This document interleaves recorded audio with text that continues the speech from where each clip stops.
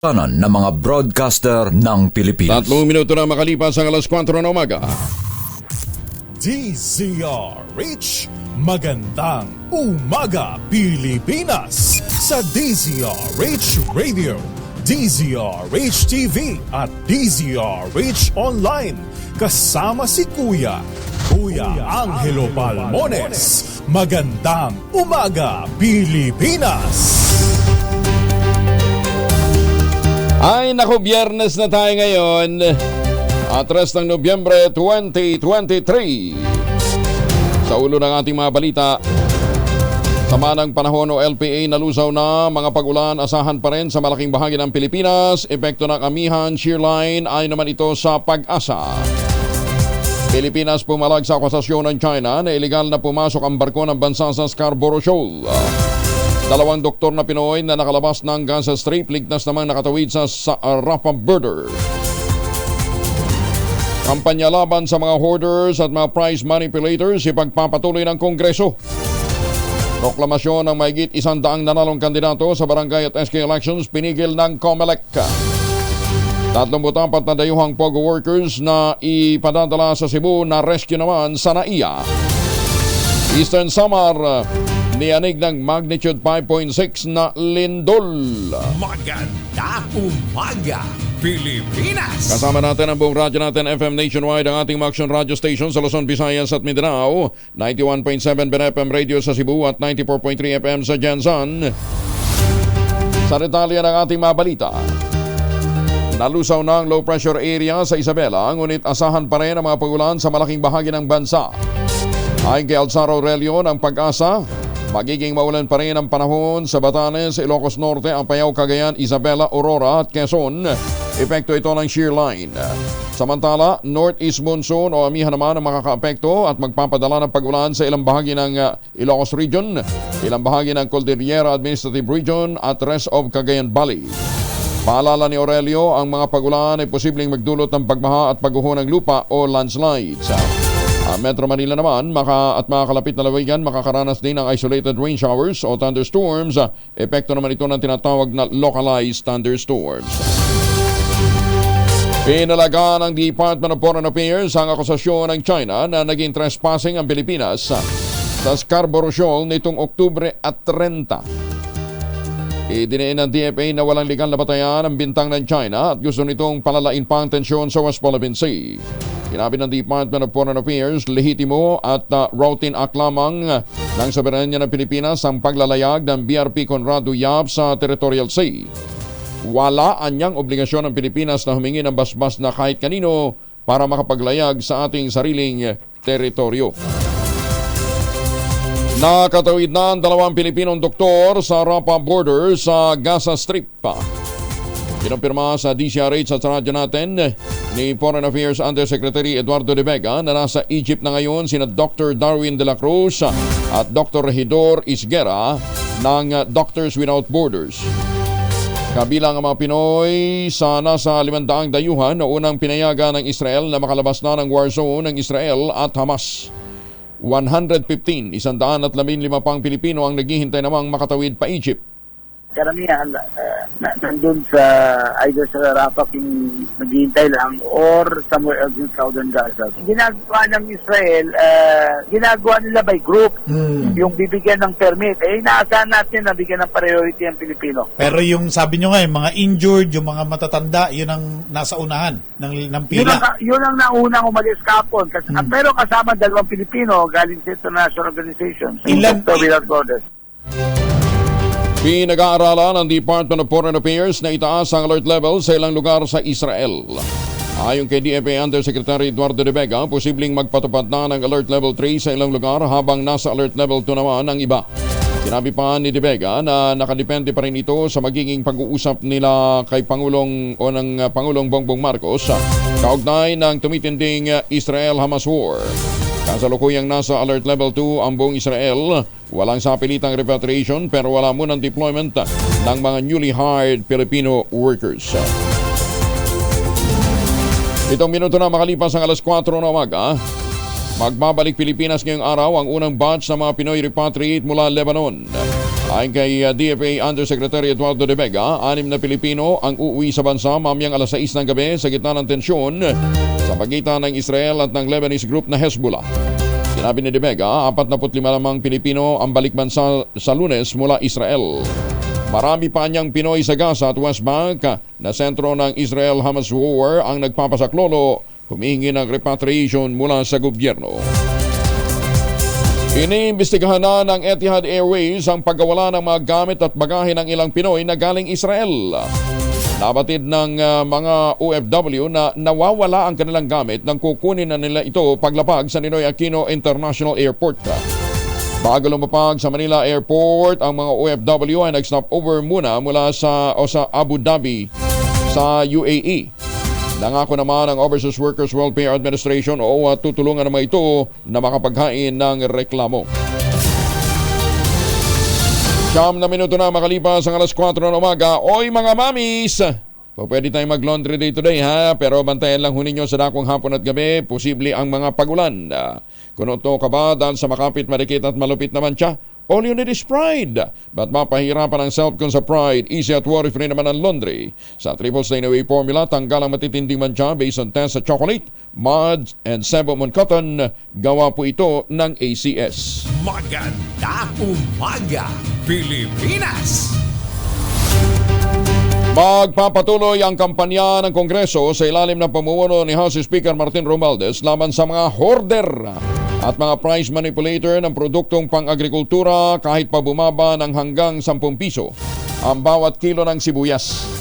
Kasabay nito pinuri ni Quezon Representative David Suarez, si Vice Chairman ito ng House Committee on Agriculture and Food, ang pagbaba pa ng presyo ng sibuyas at maging ang siling labuyo na nasa 200 hanggang 350 pesos per kilo mula sa nating 800 pesos per kilo nitong Setyembre.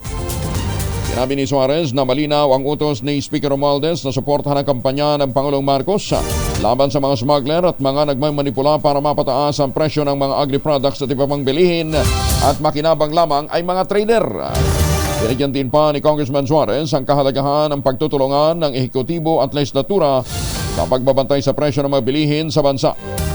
Inilala rin ng kongresista ang maigting na pagbabantay ng Department of Agriculture na nagresulta ng mas abot kayang presyo ng sibuyas, bawang at iba pang mga bilihin. 100 at isang nanalong barangay at sangguniang kabataan candidates ang hindi pa ipinoproklama ng Commission on Elections. Ayon sa COMELEC, may nakabimbing disqualification cases laban sa mga ito. May kaugnayan sa vote buying, premature campaigning at illegal campaigning.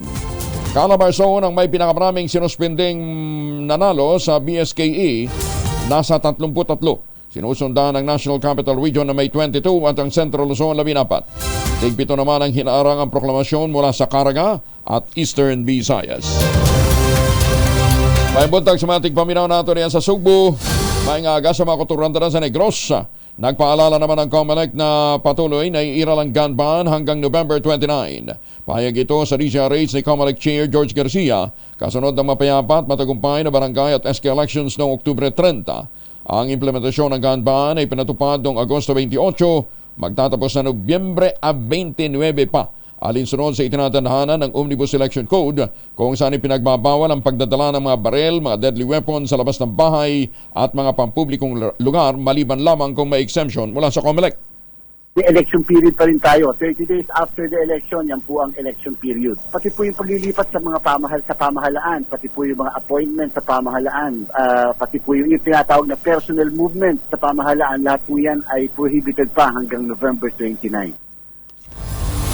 3 linggo lamang ang binigay ng Department of the Interior and Local Government para sa maayos na transition sa mga bagong halal na opisyal ng barangay. Inatasan na ni DILG Secretary Benhur Abalos sa mga natalong kandidato agad ding isagawa ang pagsasali ng responsibilidad sa mga nanalong kandidato. Ayon pa kay Abalos, mahalaga ang inilaang transition period para sa pag-turnover ng mga bagong opisyal at maayos din ang mga property sa mga barangay tulad ng mga computer at mga sasakyan. Paliwanag ni Abalos, mahalaga na i-itemize ang bawat gamit sa barangay, gayon din ang pondong iiwanan kung meron man. upang malinaw ang magiging transition at kaagad makapagsilbi ang mga nanalong kandidato. Upang matiyak ang maayos na paglilipat, sinabi ng kalihim, nagpalabas na siya ng Memorandum Circular Number 2023-166 na maaaring gamitin ang mga bagong halal ng barangay at SK bilang gabay at sa panahon din ng kanilang panunungkulan. Binigyan din ni Senator Amy Marcos ang kahalagahan na gawing modernize ang electoral system sa Pilipinas. Ayon kay Senator Marcos, ang pagrebisa at recodifying ng batas eleksyon ay magre-resulta ng mas transparent, patas, tapat at mapagkakatiwalang eleksyon sa hinaharap.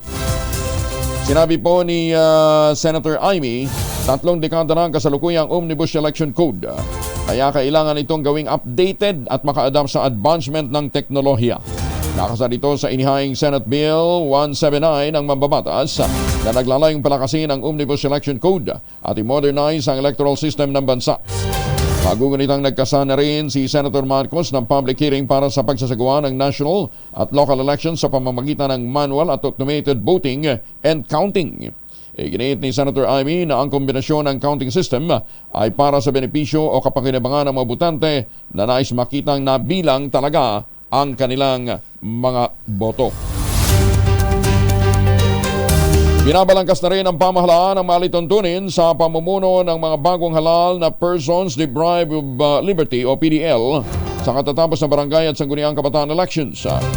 Paliwanag ni DILG Secretary Benhur Abalos, pinapayagan ng Korte Suprema na bumoto at tumakbo sa halalan ng mga PDL basta't walang final judgment ang kanilang kaso.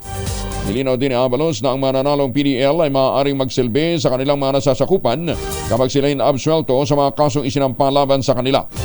Pero kung mahahatulan ng mga ito ng guilty, tuloy ang matatanggal sa kanyang posisyon alinsunod sa ibinabang sentensya ng korte. Ang pong DILG, ang sa amin po ay habang hinihirang kaso o ang ano ay 3 years and below.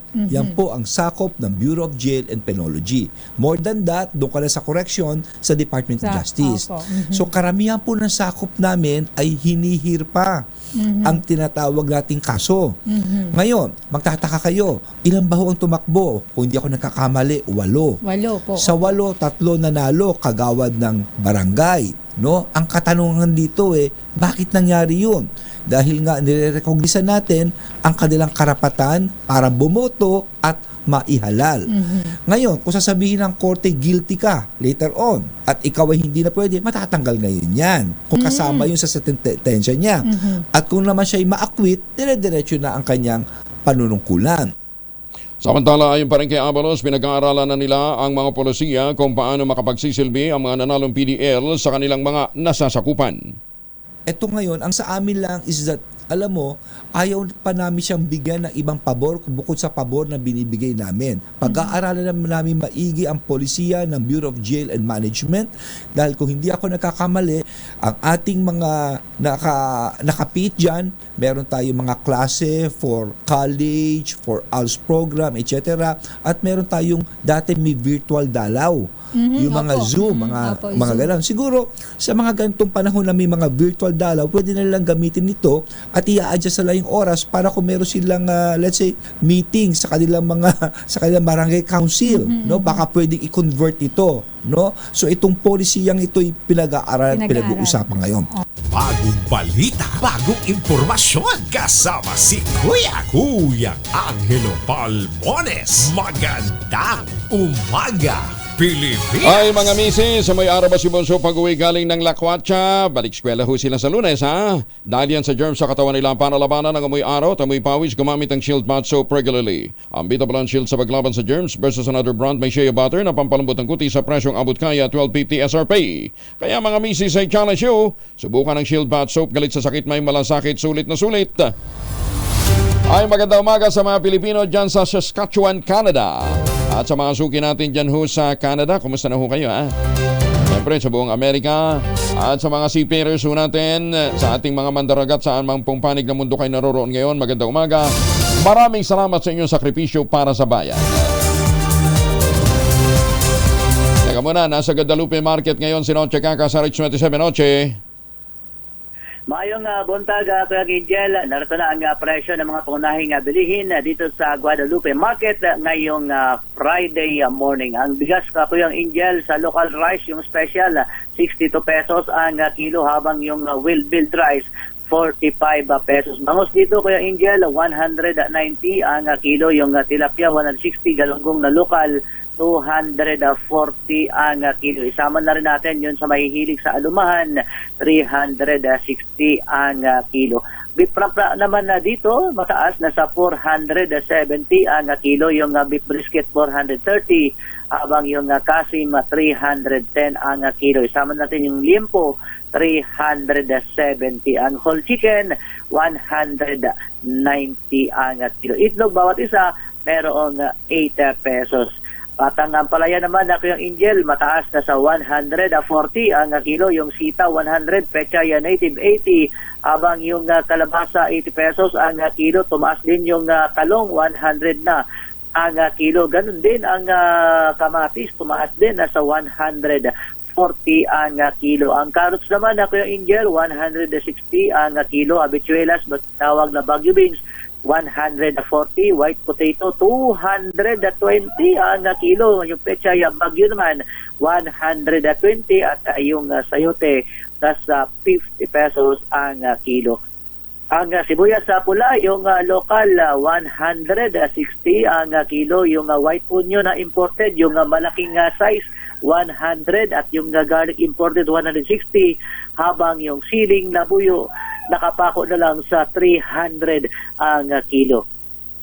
Kalamansi naman 140, at habang yung sugar white 90 pesos ang kilo, sugar was 95, sugar brown 90, ang palm oil 40 pesos, at yung palm oil na 1 liter 80 pesos. Sama na natin yung coconut oil 350 ml, 45 pesos, habang coconut oil na 1 liter 85 pesos. So yan ang presyo ng mga pangunahing bilihin ngayong Friday morning dito sa Guadalupe Market sa Makati City.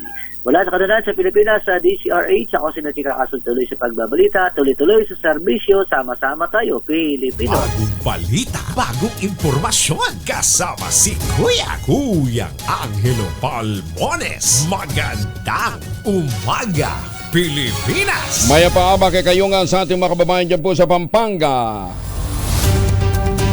Alas 4:20 ng oras sa buong kapuluan. 34 na foreign national na nagtatrabaho sa isang Philippine Offshore Gaming Operations o POGO Pier ang nailigtas sa Ninoy Aquino International Airport. Matapos humingi ng tulong sa mga otoridad ang 4 sa mga ito. At sa 34 na na-rescue, 3 ang Chinese, 31 Vietnamese. Nakatagdasan ang dalhin sa Cebu para magtrabaho sa isang illegal na kumpanya. Ayon kay Presidential Anti-Organized Crime Division Executive Director Gilbert Cruz, modus ng pinagtatrabahuan nilang POGO Pier na maglipat ng tao sa ibang lugar tulad ng Cebu kapag nakakaramdam sila na mainit na sa kanilang mga otoridad dahil sa kanilang illegal na aktibidad. Itunuturing ng PAO kanaturang insidente na isang kaso na naman ng human trafficking. 50 sa mga kandidato sa barangay at SK election sa lungsod ng Bacolod nagtay ang pag-resolve ng kaso Toscoin at saka Drolats. May ngaagan sa mga kuturanta sa Negros. Detalye na balita mula kay Rex Cantong, RH46. Rex. Umabot sa 15 na mga kandidato sa barangay at sangguniang kabataan ang tay o patas at gagawin na ang Drolats ngayong araw Biyernes. Ang Drolats gagawin ngayong umaga sa opisina ng Liga ng mga Barangay dito sa lungsod. Base sa datos ng Commission on Election, Bacolod, 6 ang tay sa pagka-barangay kagawad at 44 sa SK Kagawad. Sa Barangay Kagawad, isa ang mananalo sa Barangay 21 na ika-7 pwesto at 3 rin sa Barangay Kagawad sa Barangay 25 at 2 ring tie sa Barangay Kagawad sa Barangay 31. Ayon kay Bacolod City Election Officer Attorney Katrina Trinio Canya, na-observe nito na ang mga tie ang mula sa maliliit na mga barangay dito sa lungsod. mula sa Aksono Radio Bacolod. Dito sa Rex Cantong, tuloy-tuloy sa pagbabalita, tuloy-tuloy sa serbisyo, sama-sama tayo Pilipino. Damo nga salamat, Rex. Tatlong personalidad ay tinuturong suspect naman sa makakahiwalay na pamamaril sa araw ng barangay at SK election sa Basilan. Voluntaryong sumuko sa militar. Detalye na balita mula kay Jun Dimakuta, Karis 19. Assalamualaikum, Jun. Alaikumussalam, Kuyang Angel. Tatlong personalidad na itinuturong involved sa magkahiwalay na pamamaril sa araw ng barangay and SK election sa probinsya ng Basilan, voluntaryong sumuko sa pamunuan ng 101st Infantry Brigade sa Tabiawan, Isabela City. Magugunitang magkasunod ang karasang na itala ng Probar sa probinsya ng Basilan nitong Lunes, kung saan ginaganap ang pambansang eleksyon ng BSKE 2023. Asa resulta ng walang humpay na pagtugi sa militar laban sa mga suspect, voluntaryong sumuko mga ito na kinilalang sina Abdullah Panglias, Abshar Panglias at Julbin Suntol. Sinuko nila ang mga armas, isang unit ng M653 rifle, isang unit ng M16 rifle, isang unit ng caliber Colt 45 pistol at 2 units ng Garand rifles at mga bala. Ang tatlo ay kasalukuyang nasa ilalim ng Lamitan City Police Station led by COP Lieutenant Colonel Arlan Dalumpines sa malalimang investigasyon at inihahanda na mga papeles para sa isasampang kaso laban sa mga ito. Pinapurihan naman ni West Mincom Commander Major General Steve Crespillo ang tropa ng 101st Infantry Brigade at ng Lamitan City PNP. Wala sa kaununahan sa Pilipinas, DCRH ako si RH19, June Dimakuta, tuloy-tuloy sa pagbabalita, tuloy-tuloy na serbisyo, sama-sama tayo Pilipino.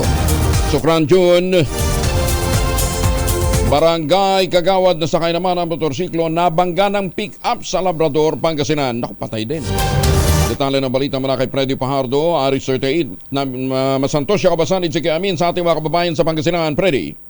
Patay ang isang ginang na reeleksyonist Barangay Kagawad sa nakaraang BSKE 2023 nang mabangga ng pick-up ang sinasakyan nitong motorsiklo at sa ulat ni Acting Chief of Police Captain Dario Ico, alas 11 ng tanghali kahapon sa National Road ng Barangay Poblasyon, minamaneho ng biktimang kinilalang si Mrs. Annie Raimundo Orhalo, 57 anyos, residente ng nasabing barangay. Sa investigasyon ay binabagtas ng biktimang nasabing kalsada na one-way, kasunod ang pick-up na minamaneho ni Raymond Quezada, 36 anyos, negosyante at residente ng Barangay Carmen S. Rosales. Lumiko umano pakaliwa ang biktima na nabangga at nasagasaan pa ng pick-up dahilan upang magtamo ng malubhang sugat sa katawan si Barangay Kagawad na agad na itakbo ng MDRRMO ambulance sa hospital sa Dagupan City, ngunit idineklarang dead on arrival na ng duty physician. Nasa kustodiya ngayon ng Labrador Police Station ang driver ng pick-up para sa kaukulang disposisyon. Mula sa Aksyon Radyo Pangasinan, ito si Freddy Pajardo, RS38, tuloy-tuloy sa pagbabalita, tuloy-tuloy sa serbisyo, sama-sama tayo Pilipino. Maraming salamat, Freddy. Samantala, 7 drug suspect naman arestado sa isang pot session sa Hermosa, Bataan. Detalye ng balita mula kay Danny Kumilang, RH37. Danny, good morning. Arestado ang 7 drug suspect kabilang ang isang watchlisted sa isang pot session sa Barangay Kulis, Hermosa, Bataan na madaling araw kahapon. Kinilala ni Hermosa Police Chief Major Ernesto Isguera ang watchlisted suspect na si Ruben Bacani Medina, 42 anyos, residente ito ng Balsik, Hermosa, Bataan. Hindi pinangalanan ang iba pang mga kasamang suspect na naaresto. Sa ulat ng Hermosa Municipal Police Station, nakatanggap sila ng sumbong mula sa isang concerned citizen na may nagaganap umano na pot session sa isang nipahat sa Barangay Kulis. Agad inatasan ni Major Ernesto Isguera ang kanyang mga tauhan na puntahan ang naturang lugar sa pangunguna ni Police Captain Armando Manayaw, na kasama ang Bataan Provincial Police Office, Bataan PPO, at nahuli ang mga suspect sa akto na gumagamit ng shabu. Nasamsam ng mga pulis sa mga suspect ang 2 improvised burner, isang improvised foil tutor, 2 foil strip na may bakas ng hinihinalang shabu, isang gunting, isang roll aluminum foil at large size na transparent plastic sachet na naglalaman ng hinihinalang shabu na may timbang na higit o kulang sa 10 gramo na may standard presyo na 68,000. Ipinaalam sa mga sospek ang kanilang mga karapatan, ang Miranda rights bago sila dinala sa Hermosa Police Station. Samantalang inihanda na ang mga kaukulang kaso laban sa mga arestadong sospek. Mula sa kauna-unahan sa Pilipinas, DCRH, ito si Danny Kumilang, tuloy-tuloy sa pagbabalita, tuloy-tuloy sa serbisyo. Sama-sama tayo, Pilipino! Magandang umaga, Pilipinas! Maraming salamat, Danny. Magandang umaga po sa mga suki natin dyan sa British Columbia. Yan po ay sa Canada. Naku, kasarap ng weather dyan. Sabi ni Eduardo Eugenio, 5 degrees Celsius ngayon ang kanilang temperatura sa Kelowna. Sarap, ha? Lamig. Pero kinakailangan mo na ng ng thermal suit. Magandang umaga din po sa mga taga Candelaria, Quezon at sa mga suki ho natin dito sa may saan ba to? Sa mga suki natin dyan ho sa Iligan City. Barko na nakadaong naman sa Sorsogon na sunog. Ako kahapon, tren. Ngayon naman, barko. Detalye na balita mula kay Ray Baton Jr. Good morning, Ray. Nasunog ang isang barko na MV Ken na nakangkla sa Anchorage area pasado alas 11 ng umaga, Huwebes, kasagsagan ng All Souls Day sa coastal ng bayan ng Castilla sa probinsya ng Sorsogon. Sa report ng Philippine Coast Guard Bicol, nakipagtulungan sila sa Philippine Navy at Bureau of Fire Protection para maapula ang apoy. Dineklara ng mga fire out alas 3:02 ng hapon ng parehong araw habang wala namang nasaktan sa mga crew ng nasabing barko. Nagpapatuloy naman ang investigasyon ng mga otoridad sa dahilan at pinagmulan ng sunog. Mula sa kauna-unang radyo sa Pilipinas, DZRH, ito si Ray Baton Jr. Tuloy-tuloy sa pagbabalita, tuloy-tuloy sa serbisyo, sama-sama tayo, Pilipino. Mabalos, Ray. Diyos marhaingaga sa ating mga kababayan dyan po sa Bicol. Tumama naman ang isang magnitude 5.6 na lindol sa karagatan ng Eastern Samar alas 2:50 ng hapon kahapon. Ang origin ng lindol ay nasa layong 51 kilometro northeast ng Hernani. Naitala naman ang PBOX ng Intensity 5 sa Hernani at Llorente, Eastern Samar. Intensity 4 sa General MacArthur sa Balangkayan, Maydulong at Salcedo, gayon din sa City of Borongan sa Eastern Samar.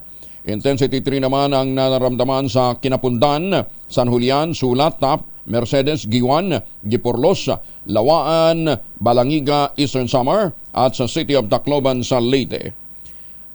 Inaalam pa ng PBOX kung magkakaroon pa ng mga inaasahan ng PBOX ang mga aftershocks. Siniguro naman ng Manila Water na hindi maapektuhan ang gagawing rehabilitasyon ng Angat Hydroelectric Power Plant ang supply ng tubig sa Metro Manila. Ayon kay Jeric Sevilla, tagapagsalita ng Manila Water, pansamantalang titigil ang mga operasyon ng planta para maisailalim ito sa major repair. Simula November 6 hanggang January 6, 2024, uumpisahan ang pagsasaayos ng planta para magamit ng mga matagal at masigurong sapat na supply ng tubig sa Metro Manila at mga karatig lalawigan. Ayon kay Sevilla, may nakahanda na silang mga precautionary measures para matiyak na hindi magkakaroon ng aberya sa supply ng tubig sa National Capital Region. Meron pong mga interventions na gagawin. Gagamitin po yung tinatawag na low-level outlet. Ito po yung dadaanan ng tubig para naman makarating sa Ipo Dam. No? Siguro po ang mahalaga rito, sa kabila po ng repair na gagawin na 2 buwan, ay mananatili po na normal yung supply ng tubig para po sa Kalakang, Maynila. Pero kung alaho kayong supply ng tubig, pwede namang pang-disinfect na inyong mga kamay ang family alcohol. 2 formulation ng family alcohol na pwede natin pagpilian, proteksyon ng pamilya laban ho sa mikrobyo. Yung family 70% ay isopropyl alcohol, especially prepared for clinics, hospital, pharmacies, laboratories. Pero okay na okay din po sa households. Very effective yan sa disinfection at sterilization. Ganyan ang bagsik ng family, 70% ay isopropyl alcohol. Yun namang mabagong family wrapping compound, improved alcohol, 40% ay isopropyl alcohol yan gamit ho ng mga masahista, mga barbero, mga doktor, mga nurse, mga kumadrona for sponge bathing and other cleansing purposes. Family wrapping alcohol parang DCRH, subok na sa mahabang panahon, mabibili sa namang butik at convenience stores nationwide. Family wrapping alcohol, hindi lang pampamilya, pang sports pa. At kahit maghapon ba ng Hunyo itong gamitin, alam problema, hindi po manunuyo yung mga kamay dahil meron po itong moisturizer. 32 makalipas ang alas 4 ng umaga, 30 individual na tinamaan noon ng COVID hinahanap ng ECC Tacloban upang bigyan ng financial assistance. Uy, grasya na ito ha. Baka naman hindi pa kayo magpakita. Detalye ng balita mula kay Jimmy Angay-Angay, RS32. Paupay nga agad, Jimmy. Hinahanap ng Employees Compensation Commission ECC ang 30 mga individual na tinamaan ng COVID-19 para mabigyan ng tig 10,000 pisong financial assistance. Pahayag ito ni ECC Regional Information Officer Atty. Michelle Basal sa isang panayam. Ayon kay Atty. Basal, na 30 mga individual na nag-file ng claims ng ECC na inihain nung nakaraang taon pa na ngayon lang naging available ang financial assistance. Posibleng nag-abroad na mga ito at maaari namang ang kanilang mga representative ang kumuha ng financial assistance. Mapoporfit ang claims kung makatlong bisis na mag-steal ang cheque. Wala sa Action Radyo Tacloban, ito si RS32 Jimmy Angay-Angay. Tuloy-tuloy sa balita, tuloy-tuloy sa serbisyo, sama-sama tayo Pilipino. Daghang salamat Jimmy. Patuloy namang sinusulong ni Senator Bongo ang mahakbang ng pamahalaan upang makabuo ng karagdagang trabaho at matulungan ang mga mahihirap na Pilipino na makabangon mula sa iba't ibang krisis.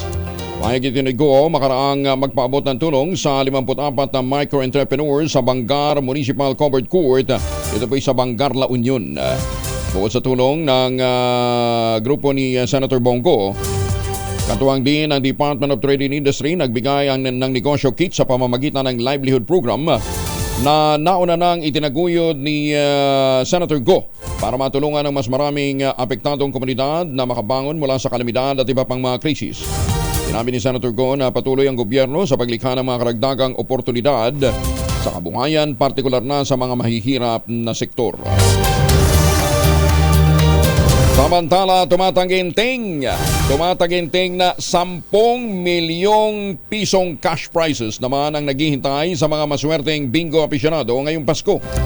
Kasado na ang Link Bingo Games ng Philippine Amusement and Gaming Corporation of PAGCOR na tatawaging Paskong Big Time Bingo Milyonaryo sa New Coastal Hotel, Manila sa December 10.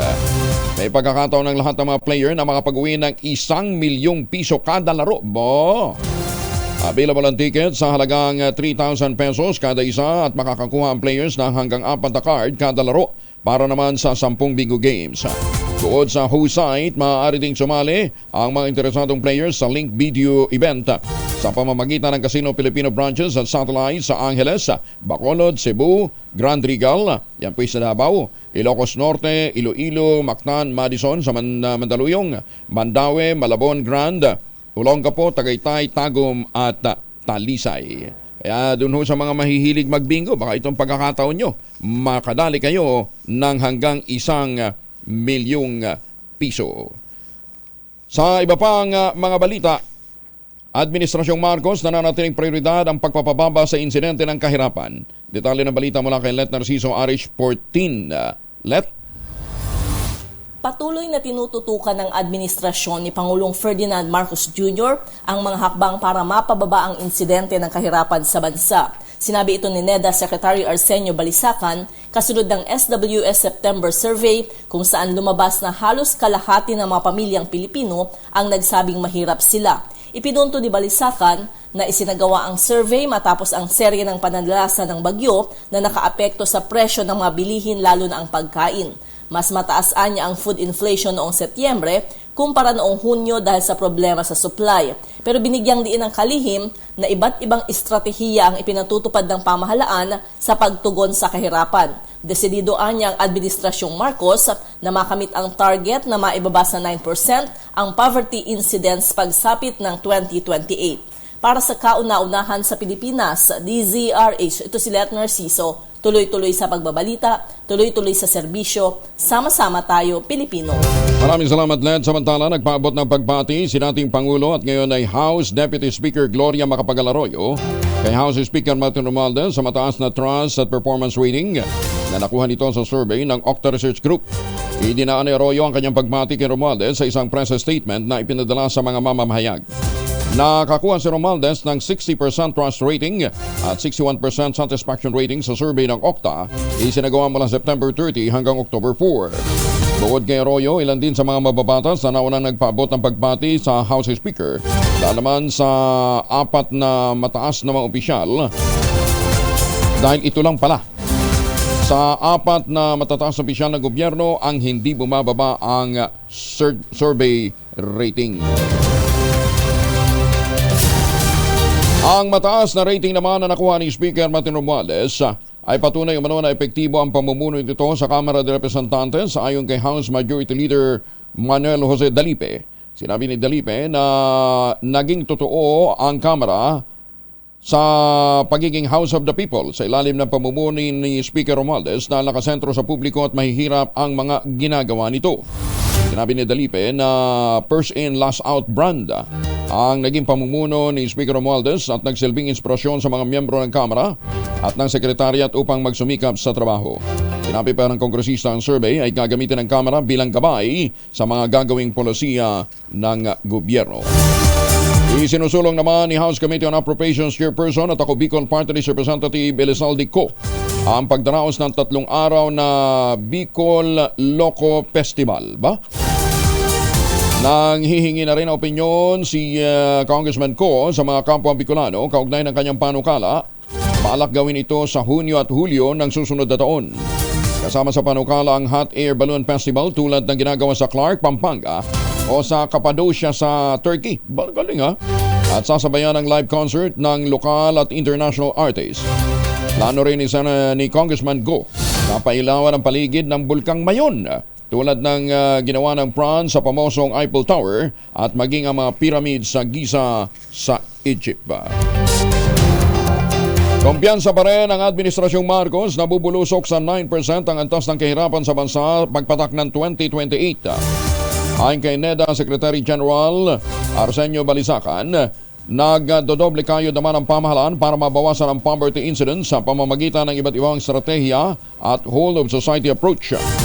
Prioridad din daw ng Pangulong BBM ang paggawa ng mga dekalidad at trabaho at epektibong mapababa ang antas ng kahirapan. Ginawa ni Balisacan ng pahayag matapos dumami sa 13.2 million ang pamilyang Pinoy na nagsasabing mahirap sila nitong Setyembre. Bilateral relations sa pagitan ng Pilipinas at Japan lalong mapapalakas sa pagbisita sa bansa ni Prime Minister Kishida Fumio ayon naman kay Senator Loren Legarda. Detalye na balita mula kay Raymond Delpa sa Aris 28. Raymond. Ngayon pa lamang ay nagpapasalamat na si Senate Pro Tempore Loren Legarda sa pagbisita sa bansa ni Japanese Prime Minister Kishida Fumio.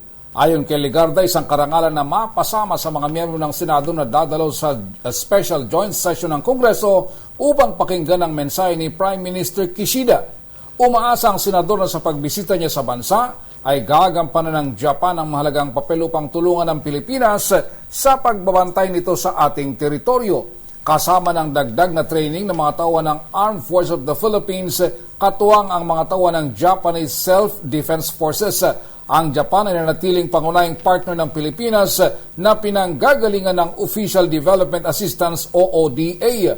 Umaasa si Legarda ng pagtutulungan ng Pilipinas at Japan ay lalo pang mapagtibay, lalo na sa infrastructure development, disaster risk mitigation, food security, education, health, maritime safety. Ganon din ang kagustuhang magkaroon ng katahimikan at kaunlaran sa bansa. Si Prime Minister Kishida ay magsasalita sa special joint session ng 2 kapuluan ng Kongreso bukas, araw ng Sabado. Para sa kauna-unahan sa Pilipinas, DZRH, ito si Raymond Dadpaas, tuloy-tuloy sa pagbabalita, tuloy-tuloy sa serbisyo, sama-sama tayo, Pilipinas. Maraming salamat, Raymond. Si Prime Minister Fumio ba may bit-bit na ultabayo pagdating? Kasi yung postbiotic po ay dinivelop dyan po sa Japan. Ito po ay dinala naman sa Pilipinas at nagsilbing kauna-unahang postbiotic food supplement. Ito nga pong ultabayo. Ang postbiotic po katulad din ho ng probiotic at saka ng prebiotic. Kaya lang yung pro at saka yung prebiotic, sila live bacteria. Ito yung kauna-unahan na gumagamit po ng dead bacteria, pero pagpasok sa katawan, ina-activate dito ang commander ng ating immune system para malabanan ng sakit at impeksyon at nakatutulong para magkaroon ng magandang tulog at magkaroon ng sapat na lakas sa kinabukasan. Kasi yung sleep deficiency daw po o kakulangan ng tulog dahilan kung bakit nagkakaroon ng sakit sa puso, hypertension, diabetes, stroke, obesity, poor sexual performance at depression. Puyat din daw ang dahilan kung bakit yung mga medyo matatanda bigla nawawalan ho ng balanse, nababalian ng buto. Ayan, kaya kinakailangan ho natin ay sapat na tulog at magandang tulog para maganda ang gising. Ayan, Ang Ultamayo po ay rehistrado sa Food and Drug Administration at rekomendado ng mga doktor. Para po sa karagdagang impormasyon ng mga katanungan tungkol po sa Ultamayo, mag-text lamang ho kayo sa 0917-110-6580 o dili kaya ay pwede ko in-order sa Lazada, Shopee at TikTok. Sa panahon ng pagbabago ng panahon, stressful na buhay at kakulangan ng tulog, kailangan talaga natin ng kaagapay. At nandyan ang ating kasangga, ang Ultamayo. Available sa Joan's Pharmacy sa Zamboanga City at sa Pasmed Pharmacy naman sa San Pedro, Laguna. Sa mga pangunahing butika sa Metro Manila, malapit-lapit na. Ayan, promise natin yan. Bagong balita, bagong impormasyon. Kasama si Kuya Angelo Palmones. Magandang umaga, Pilipinas! Hoy, congratulations muna! Taga Metro Manila, yung nanalo ng mahiwagang tunog, nadali na kaagad. 2,000 lang, no? So, sana pinalaki pa. Kaya lang, pagka pinalaki niya at naunahan naman siya, hindi siya mananalo. Anyway, congratulations. Hopefully sa Lunes, pagka naipadala na ho natin yung premyo, makausap na ho natin. Pero binabalidate pa ho, under validation pa yung pangalan. Baka mamaya kasi kamag-anak ko ng isang taga MBC, mahirap na. Yan, Anyway, pero sabi ho ni Tunog Master Ellen Ebansal, may nanalo na po sa ating mahiwagang tunog. Happy birthday daw muna kay Beth Peña ng Sinfeng, Taiwan. Magandang umaga po sa mga Pilipino dyan po sa Taiwan.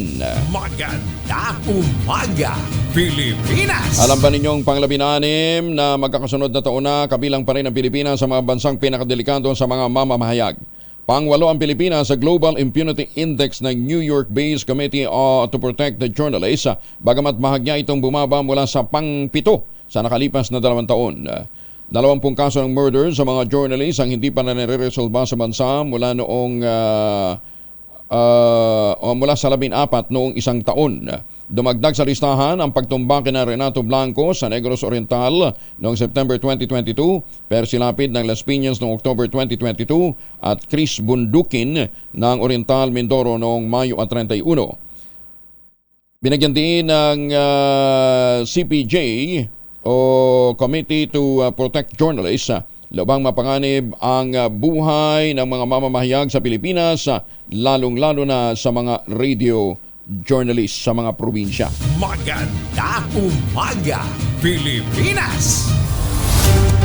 Epektibo na ang tasingil sa toll pay sa South Luzon Expressway at Muntinlupa Cavitex Expressway. Sa SLEX, karagdagang 10 piso ang ibabayad ng mga motorista mula Alabang, Pakalamba para sa Class 1, 20 pesos naman sa Class 2 at 30 pesos sa Class 3 vehicles. Ang mga bibiyahe naman mula Calamba pa Santo Tomas, Batangas, magbabayad ng dagdag na 4 na piso para sa Class 1, 6 na piso naman sa Class 2 at 8 piso sa Class 3. Sa MCX naman, piso ang dagdag sa toll fee para sa Class 1, 2 piso sa Class 2 at 3 piso sa Class 3 ng mga sasakyan. Una na inanunsyo ng Toll Regulatory Board na ipatutupad sa 2 tranches ang nasabing toll high kung saan sa susunod na taon ilalarga naman ang second tranche. 46 na makalipas ang alas 4 ng umaga. Magagandang umaga nga pala sa mga miyembro po ng Society of Filipino Foresters. Lumandag naman sa halos 5 bilyong piso ang kita ng Philippine Amusement and Gaming Corporation of PAGCOR sa unang 9 na buwan ng taon. Umalo sa 39.7% ang net income ng PAGCOR at naitala sa 4.86 billion pesos mula Enero hanggang Setyembre. Malaki ang tinataas na kita ng state-run gaming firm mula sa 766.3 million pesos na target para sa nasabing panahon. Ayon naman kay PAGCOR Chair at CEO Al Tenco, resulta ito ng patuloy na pagbuti ng operational capacity ng gambling sector sa bansa. Sa ngayon, target ng liderato ni Chairman Tenco ang pagsasiprobado ng 40 kasino sa buong bansa. Ang PAGCOR ang pangatlo sa pinakamalaking nakakapagpasok ng kita sa Bureau of Treasury, sunod sa Bureau of Internal Revenue at Bureau of Customs. Inaasahan naman ang Philippine Coast Guard na sa weekend pa magsisimulang bumuhos ang mga pasahero matapos ang barangay at SK elections. Ganyan din ang pagunita ng undas. Ayon sa Coast Guard spokesperson na si Rear Admiral Armand Balilo, maraming Pilipino ang in-extend ang kanilang undas break. Mananatiling naka-heightened alert naman ang Philippine Coast Guard hanggang November 6 sa harap ng inaasahang pagdagsa ng mga port passengers. Mahigit na sa 3 milyong tauhan ang Coast Guard ang nag-iikot naman sa mga pantalan, nag-iinspeksyon sa mga sasakyang pandagat. Samantala, inaasahan naman na palalakasin ng mga Gen Z at ng mga single ang consumption growth ng Southeast Asia. Batay ito sa report ng global consultancy firm na Bain & Company, Meta and DSG Consumer Partners. Konsudo ito ng malaking populasyon ng Gen Z na nasa 23% na sa buong Southeast Asia at ang kanilang impluensya din at growing spending power. Bukod sa Gen Z, kalahati umano sa populasyon sa riyon ay mga single at dumarami pa ito ng 2.4% kada taon. Mukhang nauuso talaga, ayaw magsipag-asawa, no ha? Yung daughter ko nga, hinahanapan ko na ng boyfriend. Joke. Ay, magandang umaga sa aking anak dyan sa Japan. Ha? Makakaasa sa kanila ang consumption growth dahil mas nag-i-invest ang mga older singles sa mga produkto at karanasan para mapabuti ang kalidad ng kanilang buhay. Ang iba naman sa kanila ay pinagpapaliban ng kasal para pagtuunan ang kanilang karir o mga batang urban migrant na mataas din ang spending power. Yun. Kaya lang, ito ang bad news para ho sa mga single at mga mahilig gumamit ng social media. Additional pay sa mga subscriber na late magbayad ng phone bills. Inalman sa kamera. Detalye ng balita mula kay Manang Milky Roganan, Aris Schweld. Manang Milky. Dapat ikonsidera ng mga telco na panibagong pasanin sa mga mamamayan kung magpapataw ng dagdag na singil sa kanilang serbisyo. Ginawa ni House Deputy Minority Leader Franz Castro ang apela sa plano ng Globe Telecommunication na magpataw ng additional fee sa kanilang subscriber na late magbayad ng kanilang phone bills. Ayon kay Castro, kung ito'y papayagan, hindi malayong sumunod ang iba pang mga telco. Sabi ni Castro, patuloy ang pagtaas ng presyo ng mga pangunahing bilihin at produktong petrolyo at pahirap ang anumang dagdag pang bayarin. Reaksyon ni Castro sa abiso ng Globe na simula sa December 1, may dagdag ng 50 pesos na singil kapag lagpas na ng due date. Katwiran pa ni Castro, kapag palpak ang serbisyo ng telcos, madalas mangyari ay sorry na lang. Pero kapag subscriber ang madidelay ng konti sa bayad, may multa agad. Umapela rin si Castro sa Senado, bilisan ang pagpapatibay ng Committee Report 736 na una nang naipasa ng Kamara. Ito ay ang pag-obliga sa telcos at ng internet service providers na i-refund sa mga subscriber ang serbisyong nawala dahil sa service outages and disruptions. Para sa kauna-una sa Pilipinas, DZRH, ako si Milky Regunan. Tuloy-tuloy sa pagbabalita, tuloy-tuloy sa serbisyo, sama-sama tayo, Pilipino. May punto si Congresswoman doon, ano ha? Bakit nga ganun? Pagka ikaw na-late ng konti ng bayad, threatening ka pa ng ng putol, ano ha?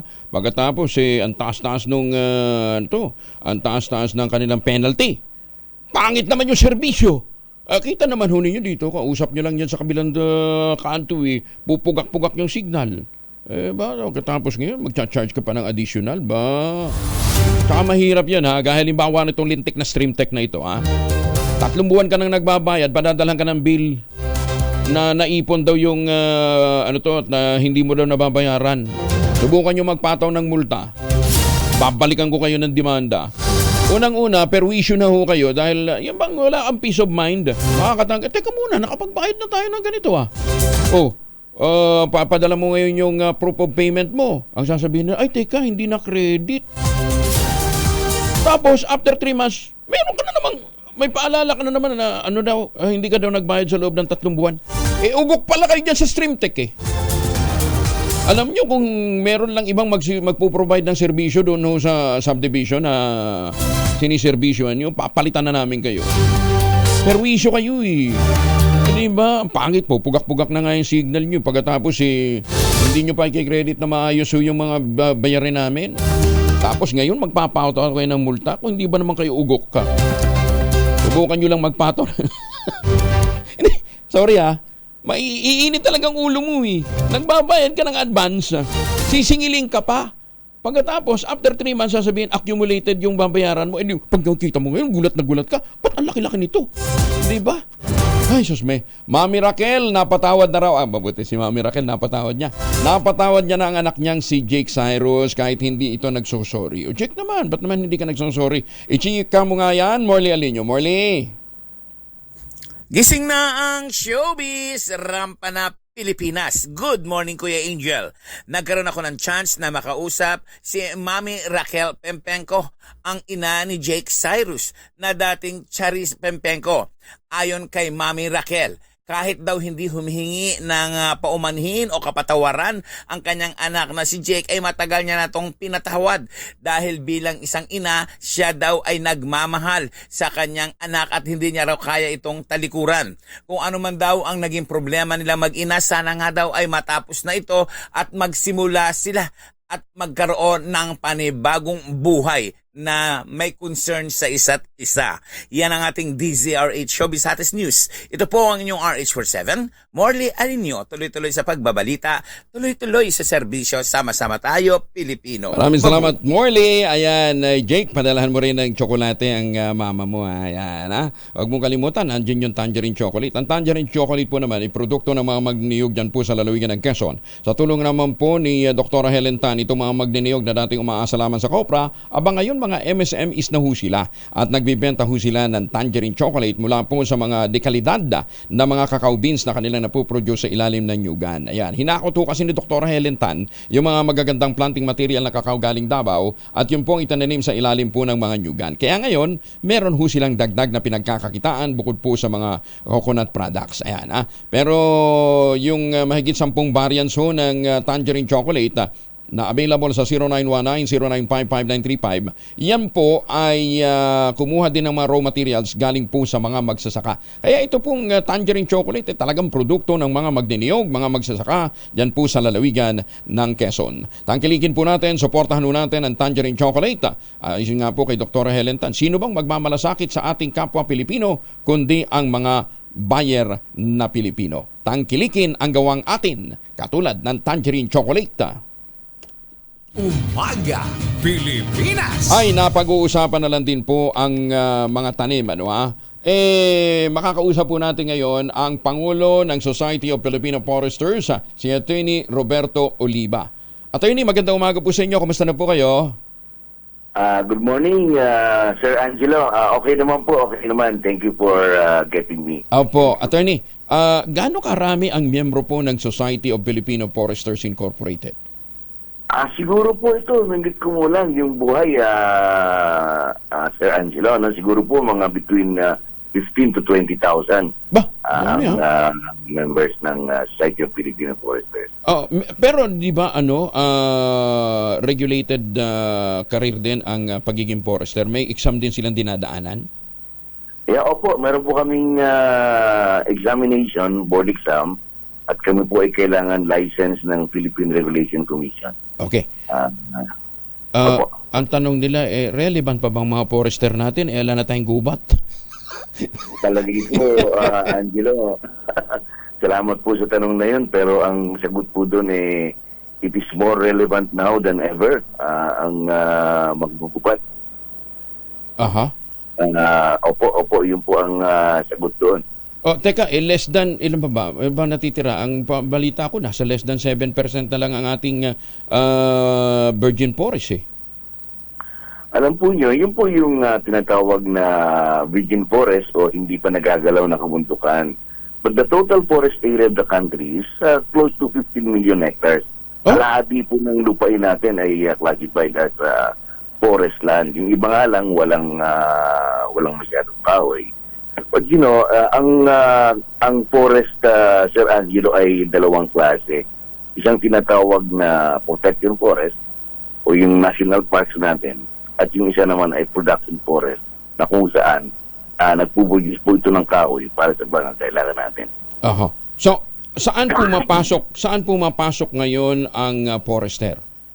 Sa pareho pong lugar. Kami po, hindi po siguro naiintindihan ng karamihan ito ano ba talagang ginagawa ng forester. Oo. At kasama po ito sa topic namin na pag-uusapan ng mahalaga dahil ang foresters po ay siyang tumutulong mga siwa ng kabundukan, be it protection forest or production forest. Ibig sabihin po, pinangangalagaan namin yung protection forest upang magkaroon ng environmental stability at pinapangalagaan din po natin yung production forest upang patuloy itong mag-produce ng kahoy para sa pangangailangan natin kagaya ng pabahay at kung ano-ano pa. O kaya lang, hirap naman ho yung mga commercial grower ng puno. Sa dami ng restriction, kuminsan parang hindi ka na naiinganyo magtanim ho ng puno. Tama po yun, Sir Angelo. Kaya dito po, magkakaroon po kami ng national conference ngayong November 11, November 8 to 11. Opo. At dito po tatalakayin namin na kailangan ang DNR, ang gobyerno ay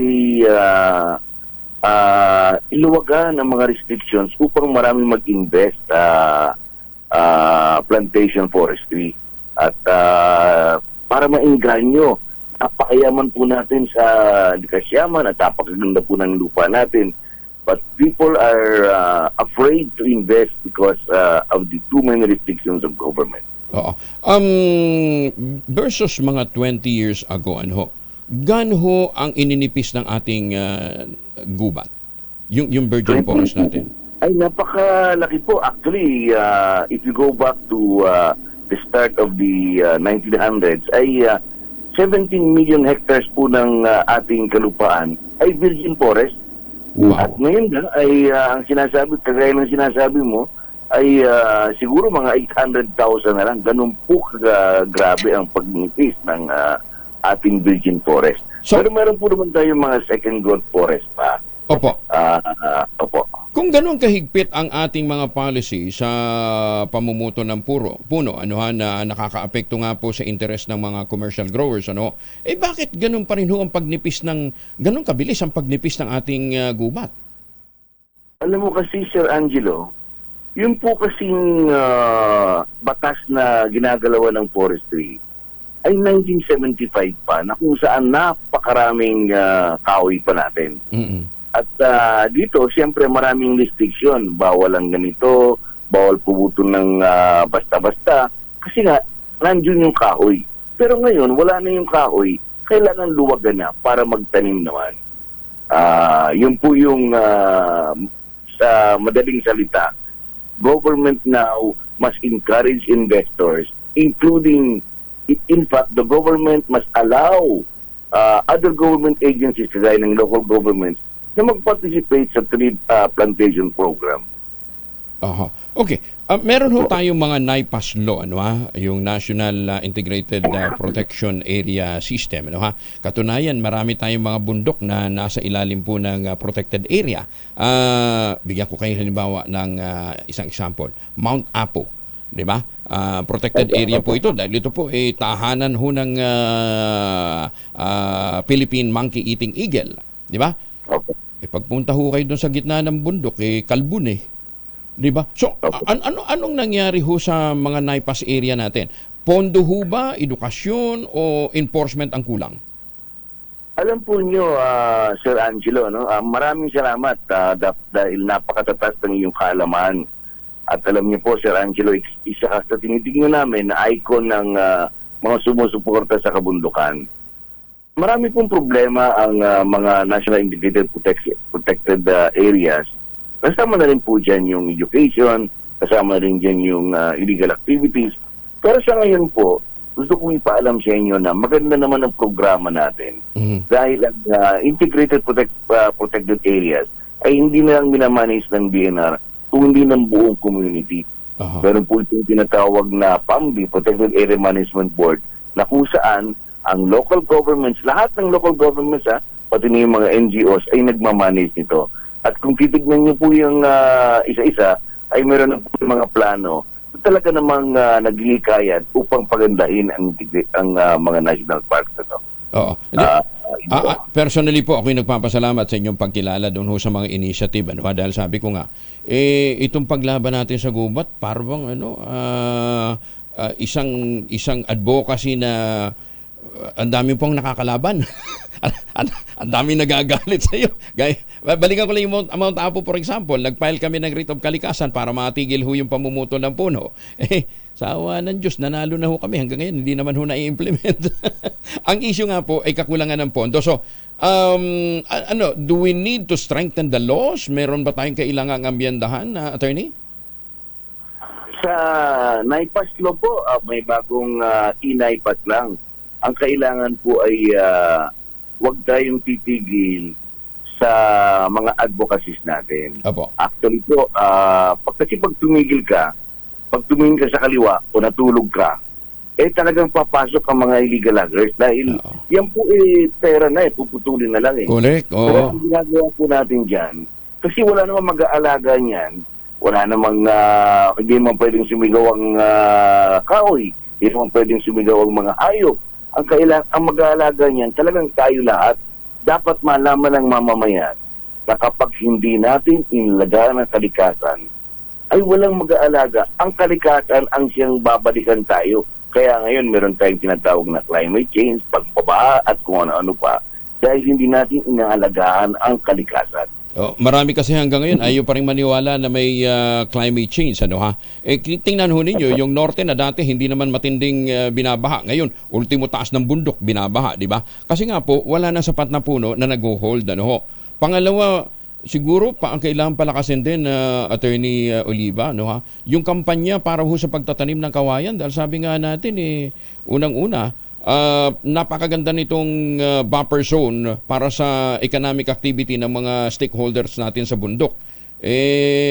Pagka nagtanim ka ho ng puno doon sa taas ng bundok, after mga 3 years, iba ng tingin ng tao dyan Ang tingin dyan sa puno na kasing laki na ng braso o kasing laki na ng binti, pera na yan Sa mag-uuling kasi, panggatong na yan o kundi pang-uling, di ho ba?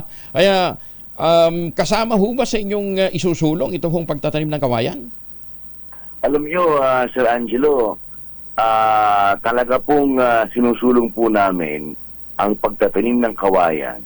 Hindi lang ng kawayan, kundi ng mga puno rin. Alam niyo po, dito sa conference namin, ipapakita ng ating mga magsasalita, meron tayong mga magkagiting na magsasalita sa iba't ibang larangan, ay ipapakita na ang Pilipinas ay napakayaman. At kung gusto natin bumalik ang ating economic development, ay isa ang mga paraan ang pagtatanim ng mga kahoy, including ng kawayan. Dito po, nandiyan na yung lupa, kailangan na lang taniman mo. At ang nature itself ay aalagaan yan. Alam niyo, yung mga ibang countries, kagaya ng New Zealand, sabi nila, napakaswerte ng Pilipinas sapagkat pag nagtanim ka, tutubo agad. Correct. But people must be encouraged and given incentives. Kaya dito po sa aming national conference sa November 8 to 11, ang aming pong advokasya ay, ang aming pong tema ay sinasabi natin na advocating wood and non-timber forest product sufficiency for climate resiliency. Alam niyo kung bakit, Sir Angelo, alam niyo po ba na 75% ng ating wood requirements ay ini-import na natin? Yun ang malungkot. Dati exporter po tayo. Ngayon, nag-import na tayo. Hindi po, ang mga manggugubat po ay hindi po kami uupo lang at sa papayagan yung mga ganun. Kami po ay makikipag-partner sa gobyerno, kami po ay maghihikayat ng lahat, at kami rin po ay mag-i-invest mismo para ipakita na kailangan ibalik ang ating mga kakahuyan at para may magamit tayo. Sapagkat pag hindi po tayo nagtanim, including ng kawayan, lalo pong mawawala ang ating mga kahoy dito sa mga protected areas natin. Attorney Oliva, magkano sweldo ngayon ng Forest Ranger?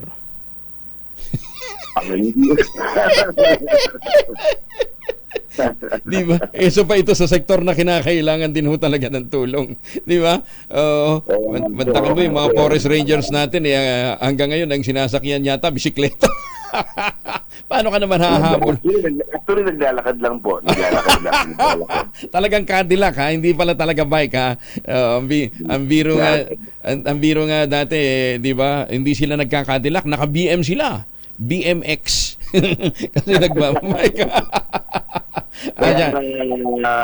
Sir Angelo, ang aming pakiusap sa mga mamamayan ay magtulong-tulong tayo sapagkat ang problema ng kalikasan ay hindi lang problema ng manggugubato ng forest ranger. Problema nating lahat. Pero pag tayo ay nagsama-sama, marami po tayong mapapakinabangan at paalagaan tayo ng kalikasan. Sige. Teka muna, tanong nila, naka-live streaming din daw ba yung convention ho ninyo? Napaka-importante nito, ha? Kasi alam ho ninyo, ang gubat ay indicator na buhay ang ecosystem. Kasi pagka may gubat, merong mga hayop. Pagka may mga hayop, masisiguro natin na meron silang kinakain. Pagka may kinakain yung hayop ka, may kinakain, tao pa kaya, di ba? So, yun ho isang isang napaka-importanting indicator. So, live streaming, naka-live streaming po ito, attorney, no? Opo, live streaming po ito at alam niyo rin, Sir Angelo, no, uulit-ulitin ko, kami po ay sumusubaybay sa programa niyo at sa inyong pangangalaga din at advokasya sa kalikasan. At ang amin pong isa sa mga messages din namin ay ang sinasabi namin na kung ang tao ang naging dahilan ng pagkasira ng kabundukan, tao rin ang magiging solusyon ng pagmuling pag-uusbong ng ating kabundukan. Sana naman makinig ho yung ating mga mambabatas dahil hanggang ngayon, pumasa na ba yung final forest limits? Ay, wala po. Alam niyo po, maraming batas forestry. Ang hanggang ngayon ay hindi pa po nakatenga pa rin. Oy, nakatenga pa rin. Huwag kayong magtaka. Kung yung National Land Use Policy hanggang ngayon, drawing Ilang kongreso. Tuwing unang sona ng presidente, binabanggit yung pagpapatibay po ng National Land Use Policy. Sa awa ng Diyos, hanggang ngayon, panukala pa rin siya sa dami na ho ng kongresong nagdaan. Anyway, napaka-importante po nitong inyong convention at sana nga po makibahaging marami sa ating mga kababayan. Hindi lang naman mga foresters ang imbitado ho dito, attorney, Opo. Actually po, sa mga speakers namin, meron kaming mga speakers from other sectors at meron din po kami mga international speakers from Malaysia and Laos. And meron din po kami from America, mga foresters ito ng ibang bansa, ay ibabahagi nila yung kanilang experiences sa pangangalaga ng kabundukan at keeping the foresters together. Opo. Attorney, see you on November 8. Magkita ho tayo. Yan ho sa Subic. Gusto ko lang po kayong batiin, Sir Angelo, sa inyong advokasya at kami po, para lang malaman ng lahat na i-recognize namin ang inyong pagtulong at natutuwa po kami na kayo ay magiging isa sa kabahagi namin sa manggugubat. Maraming salamat po. Para sa kalikasan at sa bayan. Sabi nila parang hungkag na statement yan. Pero sa totoo lang ho, pag hindi ho natin minahal ang ating inang kalikasan, hindi ho natin minahal ang ating gubat, talagang pupulutin ho tayo sa kangkungan pagkapanahon ho ng mga tag-ulan o mga pagbaha. Maraming salamat po ulit, Attorney Bobby Oliva, ang presidente po ng Society of Filipino Foresters. Thank you po. Magandang umaga. Salamat din po. Salamat. Magandang umaga. At birthday din pala ngayon ni Calando Marquez ng Eltop, kagaling, para patunayan ho sa inyo na marami na hong mga indicators na matindi talaga ang epekto ho ng global warming o ng climate change. Alam ba ninyo na sa Sahara Desert, desierto yun, di ba? Nakaranas na rin ng snow.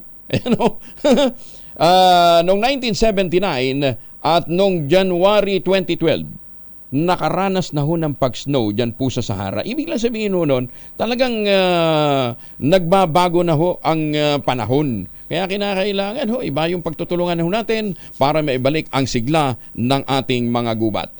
Panahon ng pinag-uusapan. Kasama na natin si Alzar Aurelio mula sa Pag-asa. Alzar, good morning. Hello, good morning po sa ating lahat.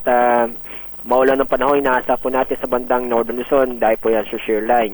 Maulap na kalangitan na may mga kalat-kalat na pag-ulan at thunderstorm sa lalawigan ng Cagayan, Isabela, Batanes, Apayao at Ilocos Norte.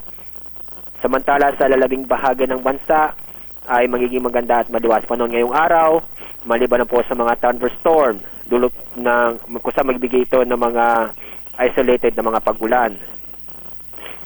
Wala po tayong binabantayan na low pressure area o bagyo sa dagat Pasipiko, lalo po sa loob ng PAR. Ang guwat ng temperatura sa Metro Manila ay 24 hanggang 32 degrees Celsius. Yan po ang ating update mula sa Pag-asa. Sir, ano yung nakikita nating cloud cluster na papalapit sa Pilipinas? Yan yung LPA? Ay, hindi po yan LPA. Ano po yan? Easterlies po yan. Easterlies to. Siya, sige. Okay. Thank you, Alzar. Hindi po, magandang umaga. Magandang umaga. Si Alzar Aurelio mula po sa DOST Pag-asa. Samantala, para ho naman sa mga naghahanap ng flood-free area na tirahan dyan po sa Central Luzon, may subukan ho ninyo. Ito pong si Vera Mabalacat, si Vera Bacolor at Samira, dyan po sa Angeles, Pampanga. Proyekto po ito ng Westchester Realty at ang offering ho nila ay 20,000 pesos all-in down payment. Pwede ka maglipat bahay agad after 1 week ng take-out ng Pag-ibig Housing Loan. Ready for occupancy na po yung mga units na yan, kaya ano pang iniintay ho ninyo? Ito pa rin ang pangarap na magkaroon ng sariling bahay sa presyong abot kaya. Yung township po, nandyan na mismo ang palengke, ang eskwelahan, ang iba pang mga amenities. Ang wala, simbahan, nandun din ho, at saka yung munisipyo.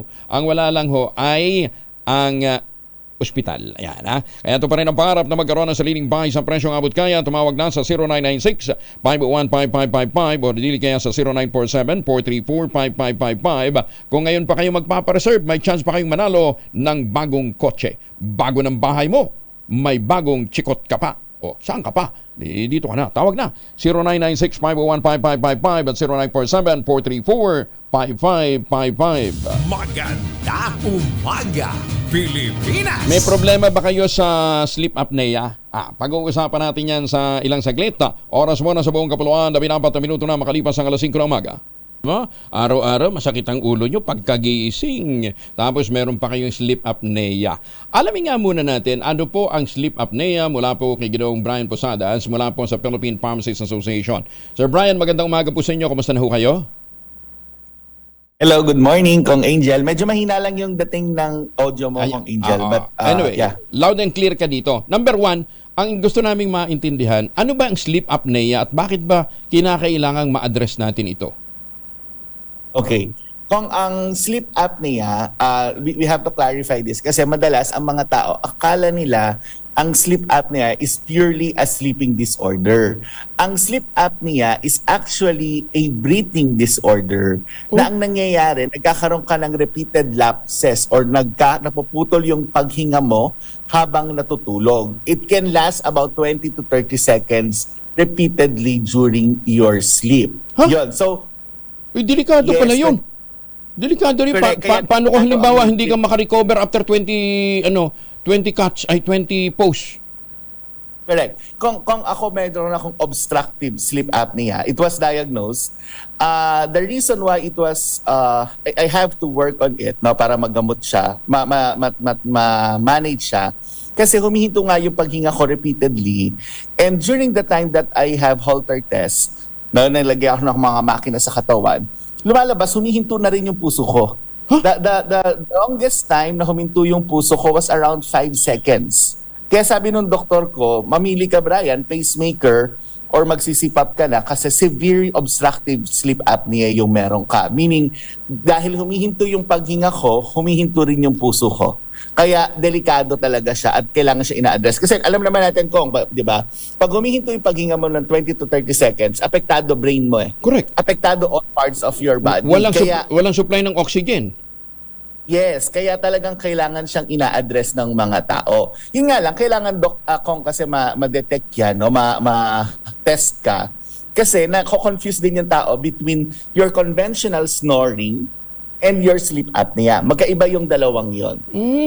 Akala ko pagka malakas kang maghilik, sleep apnea yun. Hindi pala. Kong, ang sleep apnea, papasok siya kapag humihinto, yun na yung paghinga mo habang humihili ka. Simptomas kasi ang snoring. No? Sa snoring kasi, yung hangin mo rito, yung daluyan ng hangin mo rito, nagre-relax yung muscles mo pag natutulog ka. So may vibration yan naturally. No, lalo na pagka nasa level 3 or level 4 ka na ng sleep mo. 5 levels kasi yung sleep namin, 5 stages. So pag 3 or 4, minsan nagkakaroon ka talaga ng paghilik, nagkakaroon ng vibration. Vibration na nadidinig natin eh. Kapag sleep apnea na siya, humihinto siya. Parang, alam niyo kung yung nadidinig na habang naghihilik, tapos parang naghahabol ng hinga. Oo. Yun. Sleep apnea. Sleep apnea so most probably sleep apnea yun pag naghahabol siya ng hininga. Usually, pero yung mga lang na parang kumuhuni, normal siya lalo na pag nasa level 3 or level 4 ka nag-sleep. Conventional snoring siya. Lahat ba ng tao naghihilik? Maraming naghihilik, lalo na pag lumalalim na yung tulog nila. Kasi naturally, our body relaxes Kapag natutulog ka, your muscles, your tongue, it naturally relaxes. Depende lang yan how severe yung pagkaka-relax nga at kung may inflammation ka sa paghinga. No, kaya nga siya it's a breathing problem. Kumbaga it's a problem of your respiratory system. It's not a sleep problem. I see. So, sabi mo, ang isang indicator na sleep apnea na yan, kaya lang pagka natutulog naman kayo halimbawa ng partner mo, naman nagre-record ng nagmo-monitor pagka natutulog ka na. So, dapat pala conscious. At what age usually nangyayari yan, Sir Brian? Iba-iba kong may bata pa lang pero usually habang tumatanda ka. Tapos pagka medyo nagiging obese ka, kasi of course yung hingahan natin. So pag medyo mabigat yung katawan natin, medyo malaki yung kumbaga fat tayo, nasa obese part tayo, mas mataas yung probability kasi yung airways natin nagkakaroon siya ng bara. Yun yung reason kung bakit kailangan siyang i-address. Sa akin after kong ma-diagnose na may sleep apnea, after I started working on it, what happened was even my blood pressure becomes normal, my blood sugar, medyo na-control na siya, hindi na siya yung nag-i-spike. Kasi mahalaga talaga kasi yung tulog sa pag-recover ng katawan natin. Ayan, okay. Para ho doon sa mga may katanungan tungkol po sa sleep apnea, mag-text kayo mamaya na 0917-110-6580. Ulitin ho natin 0917-110-6580. Lalong-lalo na yung mga malalakas maghilik. Nako, ano nga bang mga indicator niyan? Tanongin ho ninyo sa mga eksperto. Tanong ko muna sa inyo, Sir Brian. So ang sabi ho ninyo, yung pagtulog makakatulong. Paano nakakatulong or in any way ba nakakatulong ang Ultabio o postbiotic sa pag-iwas natin sa sleep apnea?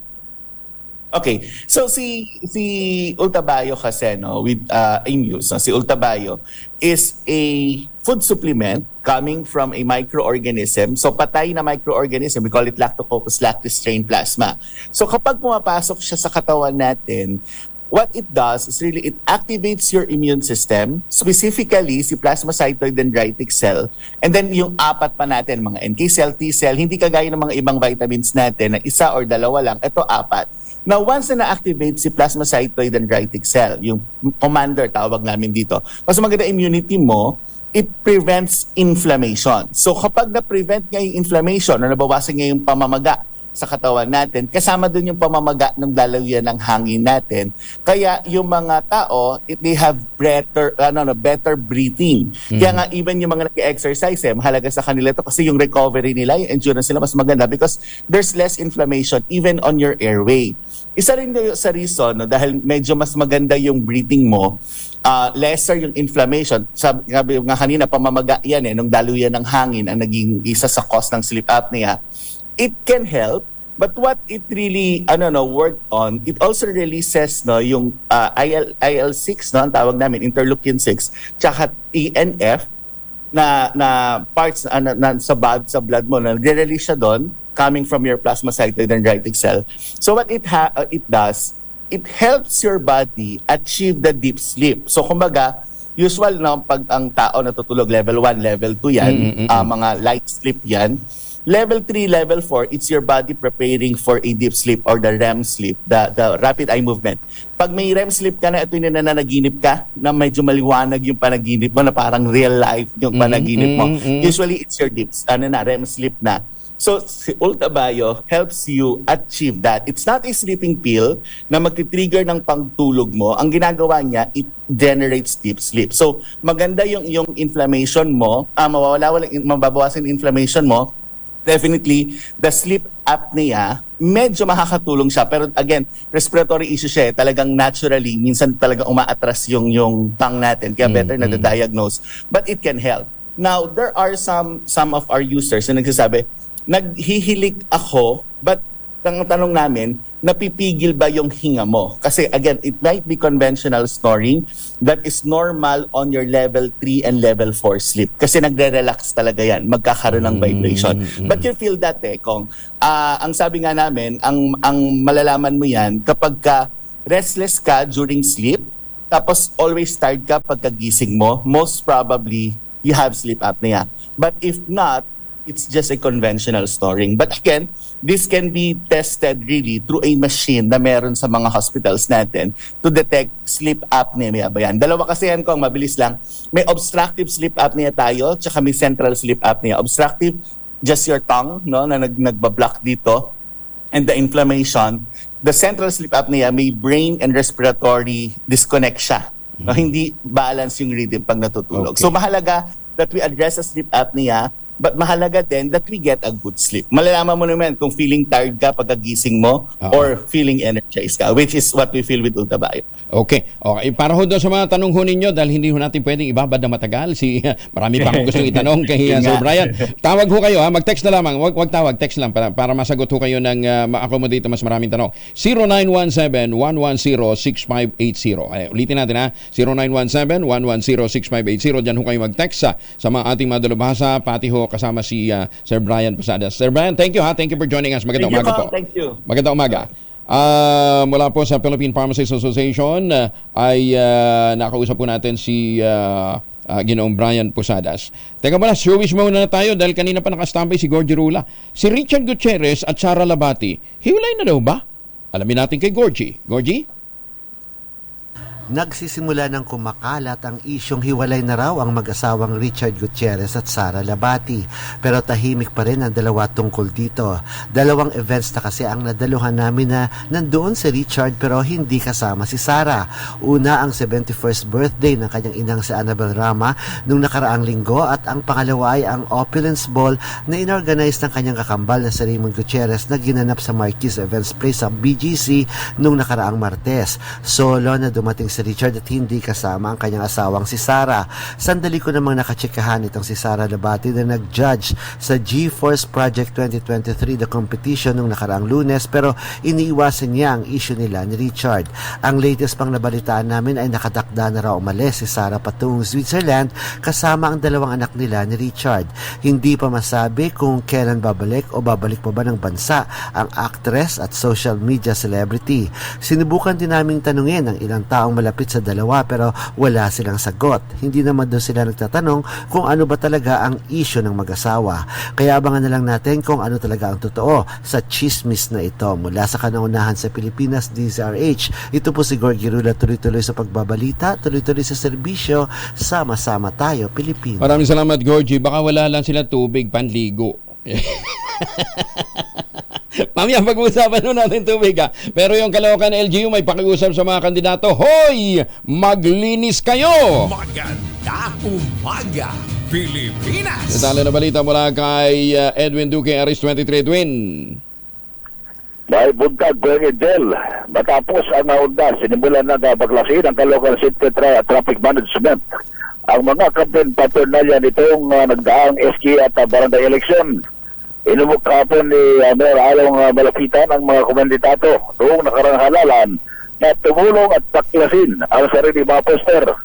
Panawagan ito sa mga komandidato na nalumano na talo na mga kapwakang kalo na maging mabuting halimbawa sa paglilinis at paklasin nila ang kanilang mga sarili poster. At pagiging mabuti manong leader at lingkod bayan ay nagsisimula sa pagiging mabuting ehemplo sa mga mamamayan. Nabatid na hanggang ngayon naman ay marami pa rin nakadikit at nakasabit sa mga pader, kaya inasahan ito na inumpisa na ng BBSPM hanggang kagabi. Nabaklasin ng sana'y kusang komunitato ang pagbabaklas ng kanilang mga poster, kaya upang malinis na ang kanilang mga kapaligiran. Mula pa rin sa Kawalan sa Pilipinas, Kisa Rights. Ako si Arislet Petri, Edwin Duque, tuloy-tuloy sa pagbabalita, tuloy-tuloy sa serbisyo. Sama-sama tayo, Pilipino. Maganda umaga, Pilipinas! Dagang salamat, Edwin. Samantala, si Engineer Ryan Hamora naman, Brian pala yung kanina. Si Ryan naman ngayon. Si Engineer Ryan Hamora naman, ang head ng Central Non-Revenue Water Division ng Maynila, kasama na natin. Ayon ho kasi sa Pag-asa, makakaranas nga tayo ng El Nino sa huling quarter ng 2023. Inaasahang magkakaroon ho ito ng extension pa sa pagpasok ng 2024. Matinding epekto niyan sa supply ng tubig. Engineer, magandang umaga po sa inyo, Engineer Hamora. Magandang umaga po, Sir Angel, at sa mga tagapakinig ng inyong programa. Oo, alam ho ninyo, kahit anong gawin ho ninyo na pagkuha ng bagong supply ng tubig, kung patuloy din naman yung mga tagas, yan ba yung mga tinatawag nating non-revenue water? Sa totoo lang, yung na-revenue water, mga magnanakaw ng tubig, yung mga walang yun eh. Di ba? Hindi ba naman lahat ng buong linya ng tubo pwede mong batayan, di ba? So yung iba, biglang nagkakaroon ng connection eh. Hindi lang sa isang bahay, buong barangay pa. Ang kakapal ng mukha, ano ba? Anyway, Engineer, paano natin nilalabanan itong mga nagnanakaw ng tubig? Opo. Sir Angel, may dalawang component po ang non-revenue water, no? Isa po doon yung nabanggit nyo, yung pagnanakaw ng tubig, pero yung malaking component po niya ay yung nanggagaling sa mga tagas ng tubo, yung mga leaks po na tinatawag. Patungkol naman po doon sa tanong nyo, paano natin nilalabanan yung mga illegal connection, may department po kami sa Maynilad na nag-handle ng mga illegal connection, yung anti-illegal department po namin. So, yung mga nagre-report po ng mga tao ng mga illegal na connection sa amin, sila po ang nag-iimbestiga. So, may nakatutok po dyan, sir. Sila po yung nag-a-address ng mga illegal. Engineer, paano natin mamomotivate ang ating mga kababayan na magsumbong? Alam ba nila na bahagi sila sa mga nagbabayad ng non-revenue water? Di ba? Yun ang hindi nila na. Akala nyo ang saya-saya yung kapitbahay nyo na nagnanakaw ng tubig. Hindi nyo alam, kasama ho kayo sa mga piniperwisyo niyan, ano ha? So how do you motivate? How do you motivate them? Opo. Nagla-launch po tayo ng campaign, Sir Angel, no? Pinapaliwanag po natin yan sa mga barangay, yung epekto po ng mga illegal na connection. Sa totoo lang po, tama po, no? Nawawalan po ng pagkakataon ng makakuha ng maayos na tubig, yung kanilang mga kapitbahay, sanhi ng pagnanakaw ng mga nagkakabit ng anti-illegal ng illegal connection po. Ang nangyayari po is posible din po maging source yan ng nung water contamination, dahil nga po karaniwan po na nakikita namin substandard po ang pagkakabit ng mga illegal na connection na pinagmumulan po ng tagas. Kaya po ang nangyayari, may potential po na pasukan din po yan ng maduming tubig, lalong-lalo na po pag nagkakaroon kami ng mga service interruption para po sa pag nag-aayos po kami ng mga network. Gaano kataas ngayon ang non-revenue water natin? Sa ngayon po, pinakamataas po yan noong 2007 pagpasok po ng bagong Maynilad. Nasa 68% po. Pero ngayon po, naibaba na po natin ng 43%. 43% significant na po ang naibababa. Yes, sir. Opo. And ilan doon ang illegal connection? Doon sa 43%? Would you know? Ang estimate po namin is nasa mga 10% po ng 43% ang illegal connection.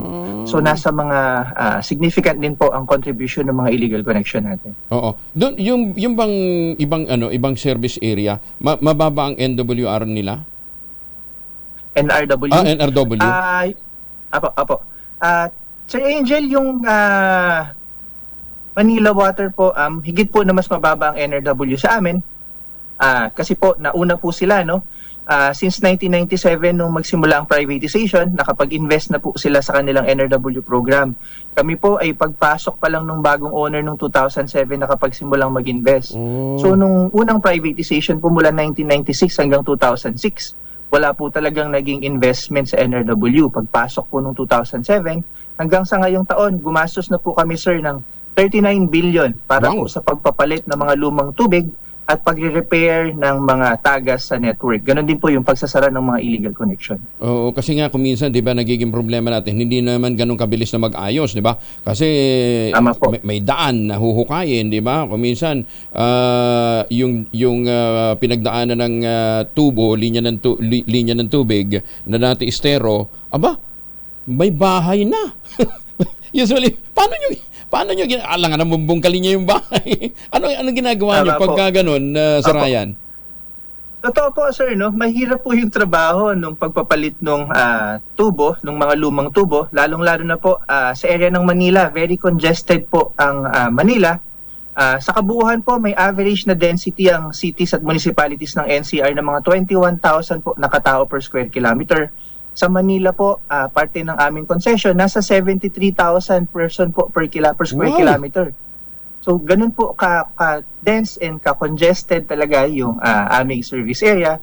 Kaya challenging po talaga yung pagpapalit ng tubo. Ang ginagawa po namin sa mga ganung pagkakataon na encroach na po ng mga property yung aming tubo is iniiwas na lang po namin, hinahanapan po namin ng ibang daan para makapaglatag at makapag-maintain ng maayos. Sila din naman mapipirwisyo nun pagka nawalan sila ng tubig, ano ha? Pero alam ba nila na nandun yung linya ng tubo? Baka naman hindi din nila alam. Opo, Sir Angel, karaniwan po na nakikita natin yan doon sa mga area na may right of way ang government. Yun po ang natatayuan ng mga informal settlers po natin na tinatawag, po. Pero karaniwan naman po, Sir Angel, ang alignment po ng aming mga linya is nasa mga roadway.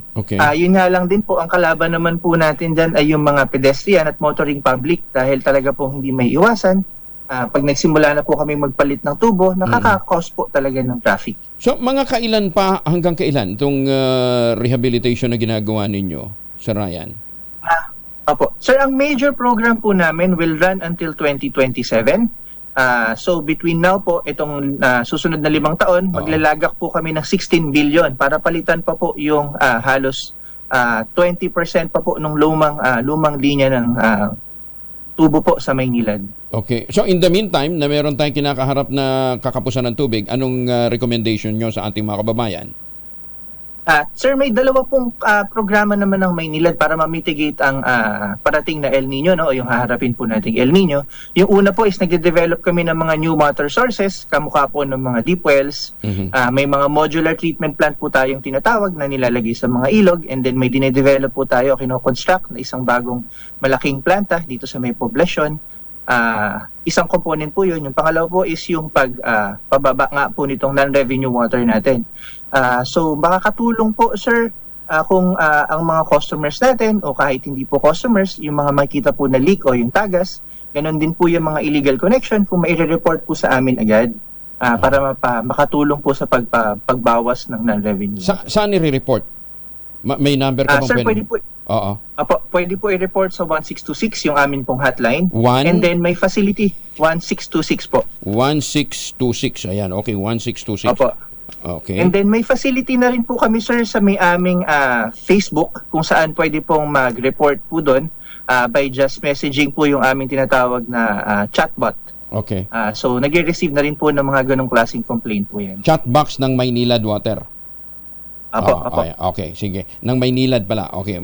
Chatbox ng Maynilad o dili kaya sa 1626. Ayan. Sabi ko nga parang parang pangangalaga sa gubat, alam ho ninyo, yung supply ng tubig, obligasyon ho nating lahat na pangalagaan. Kaya kung may nakikita ho kayong mga tagas, illegal connection, obligado ho tayo na i-report yan sa mga kinaukulan. 1626, pinadali na nga, no ha? 4 na numero na lamang ho yung inyong tatandaan. Sir Ryan, maraming salamat for joining us and good luck. Pagka meron ho kayong mga concerns na gustong iparating sa ating mga kababayan sa supply ng tubig, feel free to call us up. Thank you.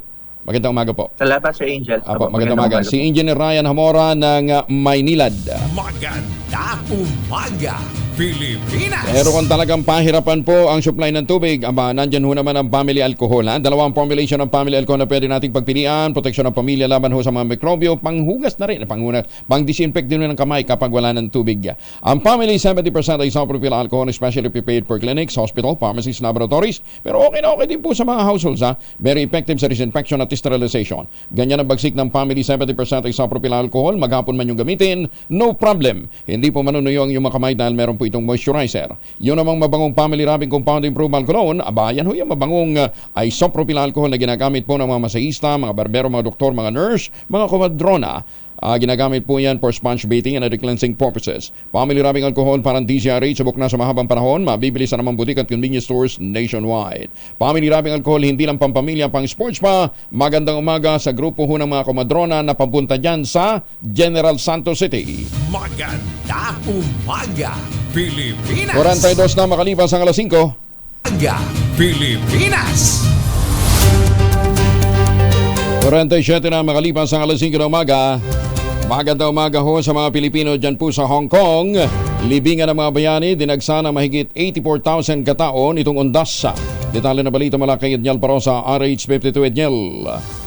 Morning, Kuya Angel. Umabot sa 84,300 katao ang dumagsa sa libingan ng mga bayani sa buong panahon ng undas.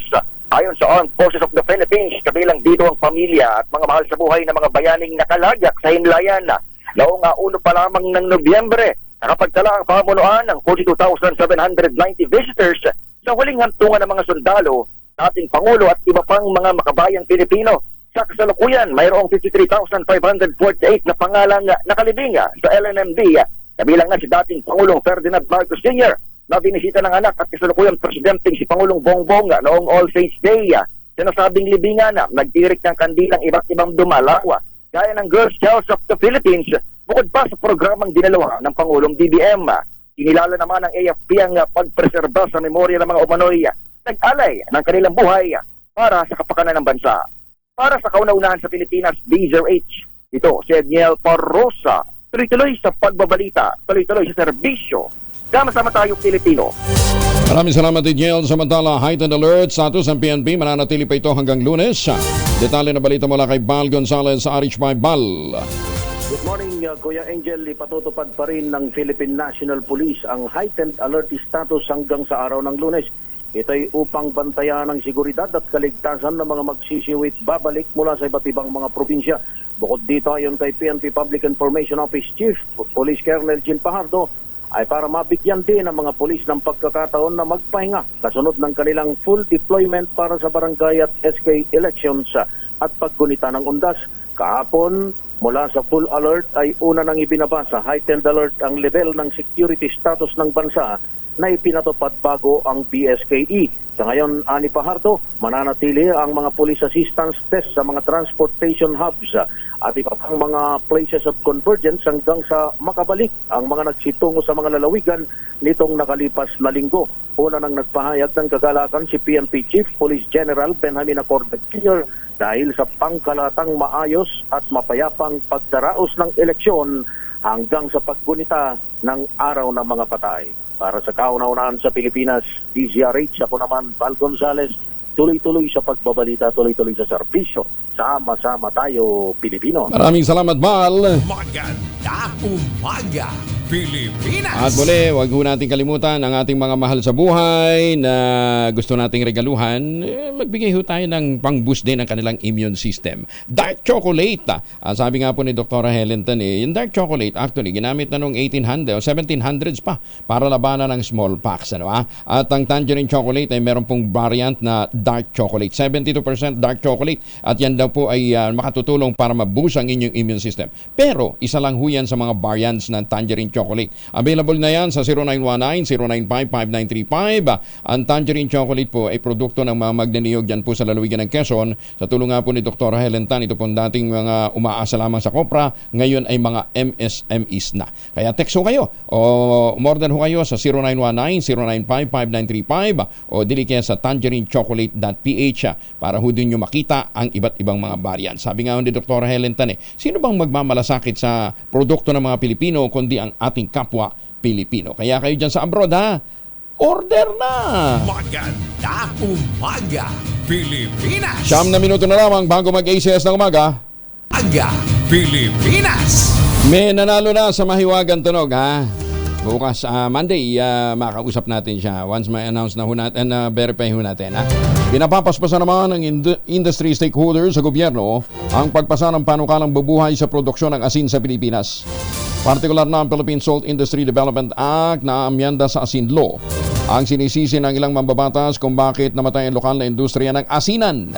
Isinusulong din ng salt industry players ang pagbuo ng Philippine Salt Industry Development Roadmap at epektibong implementasyon ng Salt Industry Development Action Plan at National Iodization Plan. Ipinasa ang nasabing mga rekomendasyon bilang resolusyon sa katatapos ng National Salt Industry Stakeholders Consultation. Inorganisa ito ng Philippine Council for Agriculture, Fisheries at ng Bureau of Fisheries and Aquatic Resources at National Fisheries Research and Development Institute. Ayon po sa mga eksperto sa industriya, 93% ng pangangailangan ng Pilipinas ng asin imported na lupeta. 7% na lamang ang ating local production. Lawak-lawak ng ating dagat, mas mahaba pa yung shoreline natin kaysa sa Amerika, pero umaasa ho tayo sa imported na asin. Yung bang mga imported na asin na yan, natatax ba naman? Baka naman hindi.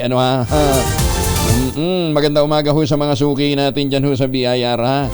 Pantakin ho ninyo, itatax ho ngayon yung mga social media influencer. Bakit ho natin hindi palakasin yung koleksyon na ating documentary stamp tax? Diba? Ayun, talagang hindi makakaiwas doon dahil pagka nag-renew ng upa, ng renta, matik yun pagka may kontrata, may documentary stamp tax.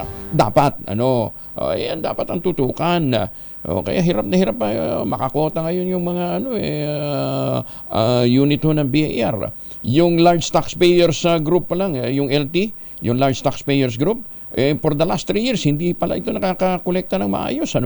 Oo. Attorney Jetro Sabariaga, anong ginagawa ho ninyo para makakolekta ho tayo? Di ba? Sa halip na konsentihin ho ninyo yung mga pogi dyan, nagsasabing sila, pogi dahil malakas sila sa pogo, ayan, dapat siguro tutukan ho ninyo yung mga naatasan ho ninyo ng mga kolekta. Oo, hindi yung abalang-abala sa abalang-abala daw sa pagbiyahe itong si Aurelio at saka si Raul. Nag-a-around the world, attorney. Nagpunta ng US, Europe, Korea, Japan. Dati-dati daw po, hindi nga ito makabiyahe pa lang papuntang Bicol. Ngayon nag-a-around the world. At ang pinangangalanda kay mga batang pogi daw kasi sila. Mga batang pogi sila. Na malakas ang pogo. Kaya daw ang tawag ho nila ang bagong meaning daw ngayon ng BIR biyahing international with relatives. Ayos biyahing international with relatives. Ang tanong, kumukuha ba ng travel permit yan at nakabibiyahe ng ganun kadalas? Maganda umaga, Pilipinas! Ang katwiran naman nila bakit kami lang? Bakit si Bossing din madalas 6 months nga, in 2 months nakabiyahe siya. 6 times na nga bumiyahe in 2 months. Dapat siya rin. Naghahanap pa ng dama yun. Congratulations muna kina Kapitan Marvin Amboy Marcelo, Kagawad Edgar Luna, Kagawad Dr. Dang Masangkay ng Barangay Dalandanan, Valenzuela City. Binabati kayo ni Mayor Sandy Mendoza ng Talisay, Batangas. Maganda umaga, Pilipinas! Baka gusto nyo pang humabol, may chance pa kayong humabol dito po sa natitirang 20 units ng GA Tower 2, 0996-501-5555 o dili kaya sa 0947-434-5555. Puntahan ho ninyo ng personal para makita ho ninyo, labi palang panalo na. Malaki-laki yung ginastos ho dito ng Westchester Realty para sa kanilang renovation para ma-develop ho yung kanilang mga amenities. At 50,000 pesos all-in down payment habang may natitira pang mga units. Yan po ang kanilang Christmas offering ngayong bare months. Ulitin natin, 0996-501-5555 o dili kaya sa 0947-434-5555. Ang sabi nga ni Ginoong Nico Valencia, i-stop renting, i-start Oning. Magandang umaga, Pilipinas! O paano po, paalam na ho tayo pansamantala at tayo pa naman sisingkaw pa rin ho tayo, no ha? Maya lang, ano ha? Magtanim ng kawayan para sa kalikasan at kabuhayan. Magandang umaga, Pilipinas! Ang ating quote of the day ngayong araw na ito ay mula po kay Confucius. Ang sabi ho ni Confucius, si Confucius po ay actually Chinese ho yan. Hindi ho naman talaga siya Greek, ano ha? Hindi ho siya, hindi ho siya isang Latin philosopher. Siya po'y Chinese. The man who asked a question is a fool for a minute. The man who does not ask is a fool for life. Sino kayo dyan? Bala kayo. 2x2 at ACS Balita in just a while.